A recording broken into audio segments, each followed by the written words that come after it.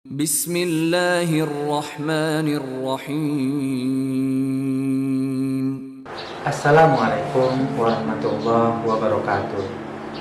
Hadis dari Suhaib bin Sinan, Rasulullah SAW bersabda, "Ajaban li amril mu'min, inna amrahu kullahu khair, wa laysa dzalika li ahadin illa lil mu'min.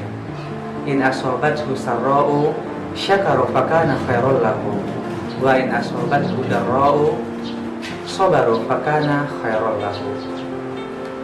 Sungguh menakjubkan, sungguh mengagumkan keadaan orang-orang yang beriman, karena semua keadaannya membawa kebaikan untuknya, dan ini hanyalah untuk orang-orang yang beriman.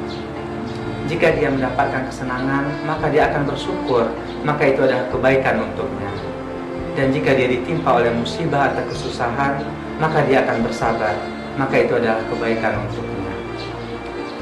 Dari hadis yang agung ini, kita bisa melihat keutamaan orang-orang yang bersyukur, yang senantiasa bersyukur terhadap apa yang telah Allah berikan untuknya, dan keutamaan orang-orang yang bersabar ketika dia mendapatkan musibah. Kedua sifat ini merupakan penyempurna iman seorang hamba. Sebagaimana Abdullah bin Mas'ud pernah mengatakan, iman itu terbagi menjadi dua bagian. Sebagiannya adalah sabar, dan sebagian lainnya adalah syukur. Bahkan di dalam Al-Quran, Allah Subhanahu wa Ta'ala memuji orang-orang yang memiliki kedua sifat ini sebagai orang-orang yang mengambil pelajaran dari apa-apa yang mereka saksikan dari kebesaran dan keagungan Allah Subhanahu wa Ta'ala. Sebagaimana disebutkan di dalam firman-Nya, "Inna fi dzalika laayatil likulli sabarin syakur." Sesungguhnya pada hal yang demikian tersebut terdapat tanda-tanda dari kebesaran dan keagungan Allah bagi orang-orang yang sangat bersabar dan banyak bersyukur. Dari hadis di atas kita bisa mengambil beberapa faedah dan hikmah. Yang pertama, sebagaimana dikatakan oleh Ibnu Qayyim rahimahullah, bahwa hadis tersebut menyatakan bahwa tingkatan-tingkatan iman itu seluruhnya berkisar kepada sabar dan syukur.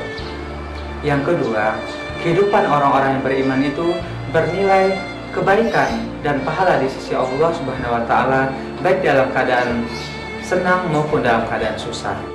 Yang ketiga, orang yang tidak beriman selalu berkeluh kesah dan murka ketika ditimpa oleh musibah, sehingga hal tersebut semua dosa dan keburukan akan menimpanya. Yang keempat, keutamaan dan kebaikan dalam segala hal itu hanyalah bagi orang-orang yang memiliki kesempurnaan iman. Yang kelima, sabar ini memiliki ada 3 rukun. Yang pertama, menahan diri dari sikap murka terhadap ketentuan Allah Subhanahu wa Ta'ala. Yang kedua, menahan lisan dari keluh kesah. Yang ketiga, menahan anggota badan dari perbuatan yang dilarang oleh Allah Subhanahu wa Ta'ala, seperti menampar wajah dan lain sebagainya. Yang terakhir, rukun dari syukur juga ada 3. Yang pertama, mengingat di dalam hati bahwa semua nikmat itu adalah dari Allah Subhanahu wa Ta'ala. Yang kedua, menyebut nikmat tersebut secara lahir dan senantiasa memuji Allah Subhanahu wa Ta'ala. Yang ketiga, menggunakan nikmat tersebut di jalan yang diridhoi oleh Allah Subhanahu wa Ta'ala.